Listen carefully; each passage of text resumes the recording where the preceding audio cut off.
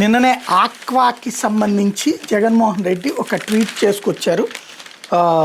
ఎందుకు ఇలా చేస్తున్నారు అంటూ చంద్రబాబుని ప్రశ్నిస్తూ మీకు తెలియకుండానే జరిగిపోతాయా అంటూ వెంటనే అచ్చెన్నాయుడు గారు రంగంలోకి వచ్చేసారు. అసలు జగన్ టైంలోనే ఆక్వా వాళ్ళందరూ కూడా అప్పుల పాలైపోయారు. రైతులు ప్రజల్లో భయాందోళనలు సృష్టించి ప్రభుత్వంపై తప్పుడు ప్రచారం చేయడమే వైఎస్ఆర్ కాంగ్రెస్ పార్టీ అధినేత జగన్కి అలవాటుగా మారింది. ఆక్వా రైతుల సమస్యల మీద నిజాలను పక్కన పెట్టి తప్పుడు ప్రచారం చేస్తున్నారు.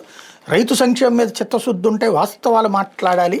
జగన్ పాలనలో ఆక్వా రైతులకు యూనిట్ విద్యుత్ ₹1.5కే ఇస్తామని చెప్పి 10 ఎకరాల పరిమితి నాన్ జోన్ నిబంధనలు పెట్టి ఇబ్బందులు గురి చేశారు. మరి అది 10 ఎకరాలు అన్నటువంటిది పెట్టారు కదా. ఇప్పుడు మనం కూడా లిమిట్ పెడుతున్నాం కదా రేషన్ కార్డుకు కూడా.